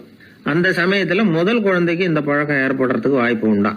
சில குடும்பங்கள்ல கணவன் மனைவி 2 பேருமே வேலைக்கு போறவங்களா இருப்பாங்க. குழந்தை ரொம்ப நேரத்துக்கு பெத்தவங்களை பிரிஞ்சு இருக்க வேண்டிய சூழ்நிலை இருக்கும். குழந்தை ஒரு பாதுகாப்பின்மையை உணர ஆரம்பிக்கும். இந்த பழக்கம் வந்துடும். அதனால ஒரு குழந்தைக்கு தான் ஒதுக்கப்படுறோம் அப்படிங்கிற நினைப்பு வராம பாத்துக்கணும். வளர்ந்த குழந்தைகளும் நகம் கடிக்கும். வயசானவங்க கிட்டையும் இந்த பழக்கம் இருக்கும். இது ஒரு மனச்சிதைவின் வெளிப்பாடு அப்படிங்கிறாங்க மனநல நிபுணர்கள். அம்மா அப்பா திட்டினாலும் சரி, அல்லது ஆசிரியர் திட்டினாலும் சரி, இந்த பழக்கம் வந்துடும். நாம தவறு பண்ணிட்டோம் அப்படிங்கிற நினைப்பு வர்ற சமயம் நகம் கடிக்க ஆரம்பிச்சிருவோம். ஏதோ ஒண்ணு அடையணும் அப்படின்னு நினைக்கிறோம், அதை அடைய முடியல. இப்படி ஒரு ஏக்கம் வர்ற சமயத்திலேயும் சில பேர் நகத்தை கடிக்க ஆரம்பிச்சிருவாங்க. ஒரு பெரிய அதிகாரி, தனியார் நிறுவனத்துல வேலை பார்க்கிறவரு, அவரு டென்ஷன் ஆயிட்டாருன்னா உடனே அறைக்கு அதை சாத்தி விடுவாங்களாம். அவரே சாத்திக்குவாராம். அப்படி சாத்திக்கிட்டு உள்ள எதையாவது வெறிச்சு பார்த்துக்கிட்டே நகத்தை கடிக்க ஆரம்பிச்சிருவாராம். இந்த பழக்கம் உலகம் பூரா உண்டு. நகம் கடிக்கிறவங்களை அந்த பழக்கத்திலிருந்து மீட்கிறதுக்கு என்ன வழி அப்படின்னு லண்டன்ல உள்ள அழகியல் நிறுவன நிபுணர்கள் யோசனை பண்ணி பார்த்துருக்குறாங்க. சில ஆய்வுகள் பண்ணி பார்த்தாங்களாம். அவங்க என்ன பண்ணாங்க தெரியுமா? நகம் கடிக்கிற பழக்கம் உள்ளவங்களையெல்லாம் தேடி பிடிச்சாங்க. அவங்களையெல்லாம் 3 பிரிவா பிரிச்சுக்கிட்டாங்க. ஒரு பிரிவு கிட்ட என்ன சொன்னாங்கன்னா, உங்களுக்கு நகத்தை கடிக்கணுங்கிற நினைப்பு வர்றப்போலாம் டைரி எழுத ஆரம்பிச்சிருங்க அப்படின்னாங்களாம். இன்னொரு பிரிவு கிட்ட, உங்களுக்கு அந்த நினைப்பு வர்றப்போலாம் உங்க நகத்துக்கு வண்ணம் பூச ஆரம்பிச்சிருங்க, அழகுபடுத்த ஆரம்பிச்சிருங்க, நெயில் பாலிஷ் போடுறாங்களே அது மாதிரி. அப்படி ஒரு யோசனை சொல்லியிருக்காங்க. 3வது குழுவினர்கிட்ட, உங்களுக்கு நகத்தை கடிக்கணுங்கிற எண்ணம் வர்றப்போலாம் விரல்களை இறுக்கமா மூடி வச்சுக்கிட்டு வேற விஷயங்கள்ல கவனம் செலுத்துங்க அப்படின்னு சொன்னாங்களாம். இப்படி 3 வித முயற்சி பண்ணி பார்த்ததுல கடைசியா அவங்க என்ன கண்டுபிடிச்சாங்க தெரியுமா? 3வது குழு செஞ்சதுல நல்ல பலன் கிடைச்சதாம். அதாவது நகம் தெரியாதபடிக்கு விரலை இறுக மூடிக்கிட்டு வச்சுக்கிட்டோம்னா அந்த பழக்கம் மாறுதான். அப்படி இருந்தவங்க கிட்ட இந்த நகம் கடிக்கிற பழக்கம் மெதுவா குறைஞ்சு போச்சான். அதனால நகம் கடிக்கிற பழக்கம் உள்ளவங்க இதை முயற்சி பண்ணி பார்க்கலாம். ஒரு ஆள் இருந்தார், அவருக்கு எப்ப பார்த்தாலும் நகத்தை கடிச்சுக்கிட்டே இருக்கணும், அப்படி ஒரு பழக்கம். அதனால அவர் விரல்ல எப்பவும் நகம் இருக்கிறது இல்ல, விரல் இருக்கிறதே பெரிய ஆச்சரியம். அவருக்கு திடீர்னு உடம்புல அரிப்பு, சொரிஞ்சிக்க முடியல, அரிப்பும் நிக்கல. ஒரு வாரம் தொடர்ந்து கஷ்டப்பட்டார். கடைசியா ஒரு டாக்டர் கிட்ட ஓடினார். அவர் எல்லாத்தையும் விவரமா கேட்டுக்கிட்டு கடைசியா கொஞ்சம் மாத்திரை கொடுத்து வேலைக்கு ஒண்ணு சாப்பிடு அப்படின்னாராம். இந்த மாத்திரை எதுக்கு டாக்டர்? அரிப்பு நிக்கிறதுக்கா அப்படின்னாராம். இல்ல நகம் வளர்றதுக்காக அப்படின்னாராம் இந்த டாக்டர். ஒரு கோவில்ல ஆன்மீக சொற்பொழிவு நடந்துகிட்டு இருக்குது. ஒரு பெரியவர் பேசிக்கிட்டு இருக்கார். கடவுளை பத்தியும் சொர்க்கத்தை பத்தியும் மனுஷனை பத்தியும் அவர் விவரமா பேசுறார். எல்லாரும் உட்கார்ந்து கேக்குறாங்க. அந்த கூட்டத்துல ஒரு தத்துவ ஞானியும் உட்கார்ந்து இருக்கிறார். அவரு அவருடைய நண்பர். பேசி முடிச்சதும் அந்த பெரியவர் மேடையை விட்டு இறங்கினார். நேரா அந்த தத்துவ ஞானி கிட்ட வந்தார். எப்படி இருந்தது என்னுடைய பேச்சு அப்படின்னு கேட்டார். நீங்க பேசினது ஒண்ணுக்கு ஒண்ணு முரண்பாடா தெரிஞ்சது அப்படின்னாரா இவரு. நான் என்ன அப்படி தப்பா பேசிவிட்டேன் அப்படின்னாரா அவரு. கடவுளை நம்புகிறவன் சொர்க்கத்துக்கு போவான்னு சொன்னீங்க, அப்புறம் நல்ல விதமா வாழறவன் சொர்க்கத்துக்கு போவான்னு சொன்னீங்க அப்படின்னாராம். இதுல என்ன முரண்பாடுன்னு கேட்டிருக்காரு அவர். இதுலதான் முரண்பாடு தெரியுது எனக்கு. அதாவது இங்க ஒருத்தன் எல்லா தப்பும் பண்ணிட்டு இருக்கிறான், அவன் கடவுளை நம்பினான்னா அவன் சொர்க்கத்துக்கு போவானா? இது என்னுடைய முதல் கேள்வி. இல்லைன்னா ஒருத்தன் எந்த தப்பும் பண்ணல, ரொம்ப ஒழுங்கா வாழ்ந்துகிட்டு இருக்கிறான், ஆனா அவன் கடவுளை நம்பல, அவன் என்ன நரகத்துக்கு தான் போவானா? கடவுள் நம்பிக்கை உள்ள ஒரு திருடன் என்ன ஆவான், எங்க போவான்? கடவுள் நம்பிக்கையே இல்லாத ஒரு நல்லவன் என்ன ஆவான், எங்க போவான்? ஒருத்தன் இங்க கடவுள் நம்பிக்கையோட வாழறது முக்கியமா அல்லது நல்லவனா வாழறது முக்கியமா? இதுதான் இவர் கேட்ட கேள்வி. இதை கேட்டதும் அந்த பெரியவர் குழம்பி போட்டார். அவர் சொன்னது நியாயம் தானே. கடவுளை நம்புறவன் தான் சொர்க்கத்துக்கு போவான்னா பேசாம கடவுளை நம்பிக்கிட்டு இந்த உலகத்துல எல்லா தப்பும் பண்ணிட்டு இருக்கலாமே. பேச்சாளர் குழப்பத்தோட வீட்டுக்கு போனார். படுத்து தூங்கினாரு. ஒரு கனவு வந்தது. கனவுல அவர் ஒரு ரயில்ல வேகமா போயிட்டு இருக்கிறார். எதிரில் உட்கார்ந்து இருக்கிறவரை பார்த்து நாம இப்ப எங்க போறோம்னு கேட்டார். சொர்க்கத்துக்கு போயிட்டு இருக்கிறோம் அப்படின்னாங்களாம். ரயில் போய் நின்னுது. இவர் இறங்கினார். இங்க கௌதம புத்தர் இருப்பார், சாக்ரட்டிஸ் இருப்பார், அவங்கள பாக்குறதுக்கு ஒரு நல்ல வாய்ப்பு அப்படின்னு நினைச்சுக்கிட்டே அங்கேயும் இங்கேயும் பார்த்தார். அங்க யாருமே இல்ல. ஒரே பாலைவனம் மாதிரி இருக்குது. பச்சை இல்ல, பசுமை இல்ல, பூக்கள் இல்ல, மரம்லாம் மொட்டையா நிக்குது. எலும்பும் தோலுமா சில முனிவர்கள் அங்கேயும் இங்கேயுமா உட்கார்ந்து இருக்கிறாங்க. இவர் அவங்க கிட்ட போய் இந்த புத்தர், சாக்ரட்டிஸ் இவங்க எல்லாம் எங்க இருக்கிறாங்கன்னு கேட்டாராம். அப்படி யாரும் இங்க இல்லையே, அவங்க எல்லாம் யாரு அப்படின்னு திருப்பி கேட்டிருக்கிறாங்க. இவருக்கு அதிர்ச்சியா போச்சு. அப்படின்னா அவங்க எங்க போயிருப்பாங்க? உடனே ரயில் நிலையத்துக்கு ஓடி வந்தார். அப்பதான் நரகத்துக்கு ஒரு ரயில் புறப்பட்டு இருந்தது. அங்க இருந்து அதுல ஏறி உட்கார்ந்தார். ரயில் வேகமா போச்சு. நரகம் நெருங்க நெருங்க காற்று குளிர்ச்சியா வீச ஆரம்பிச்சுதான். வெளியில பசுமையா இருந்துதான். அழகான மலர்கள், அழகான நீர்நிலைகள், நந்தவனங்கள், ரொம்ப அருமையா இருக்குது. ரொம்ப அங்க இருந்தவங்க எல்லாம் ரொம்ப மகிழ்ச்சியா உல்லாசமா வேற இருந்திருக்கிறாங்க. எங்க பார்த்தாலும் ஆடல் பாடல் உற்சாகம். இவரு ரயில விட்டு இறங்கினார். அவருக்கு சந்தேகம், இதுவா நரகம் அப்படின்னு விசாரிச்சிருக்காரு. ஆமா இதுதான் நரகம் நாங்களாம். எனக்கு ஒரு சந்தேகம் இருக்காரு. என்னன்னு கேட்டிருக்காங்க. கௌதம புத்தரும், சாக்ரட்டிஸும், லாவோஸும் இவங்க மாதிரி இன்னும் பல பேரும் கடவுள் நம்பிக்கை இல்லாதவங்க, அவங்க எல்லாம் இங்க இருக்கிறாங்களா அப்படிங்கறதுதான் என்னுடைய சந்தேகம் அப்படின்னாராம். இப்ப அவங்க சொல்லி இருக்கிறாங்க, இப்ப நீங்க பாக்குறீங்களே பசுமையும் பச்சை பயிர்களும் ஆடல் பாடல்களும் அழகிய மலர்களும், இது எல்லாமே கௌதம புத்தரும் சாக்ரட்டிஸும் அது மாதிரி மகான்களும் இங்க வர ஆரம்பிச்ச பிறகுதான் உண்டாக ஆரம்பிச்சது. இந்த பிரதேசத்தை அவங்க அப்படியே மாத்திவிட்டாங்க. இப்போலாம் இங்க இருக்கிறவங்க யாரும் சொர்க்கத்துக்கு போறதுக்கே ஆசைப்படுறது இல்ல அப்படின்னாங்களாம். இந்த அதிர்ச்சியிலேயே அந்த பெரியவர் கனவு கலைஞ்சி முடிச்சுக்கிட்டார். இதுல இருக்கிற கருத்து என்னன்னா, நல்லவர்கள் எங்க இருக்கிறாங்களோ அந்த இடத்துக்கு பேர் தான் சொர்க்கம். சொர்க்கம் நரகம்ங்கிறதெல்லாம் ஆன்மீக பண்புகள், அவ்வளவுதான். ஒரு ஊர்ல 2 இணைபிரியாத நண்பர்கள். ஒருத்தன் கேட்டான், இப்ப கடவுள் நம்ம முன்னாடி உங்க 2 பேர்ல யாராவது ஒருத்தர் மட்டும் என்னோட சொர்க்கத்துக்கு வரலாம் அப்படின்னு கூப்பிட்டா நீ என்ன சொல்லுவேன்னு கேட்டானா. இவன் ரொம்ப பெருந்தன்மையா உன்னையே அழைச்சிட்டு போக சொல்லிடுவேன் அப்படின்ட்டு இருக்கான். அப்படின்னா உனக்கு சொர்க்கம்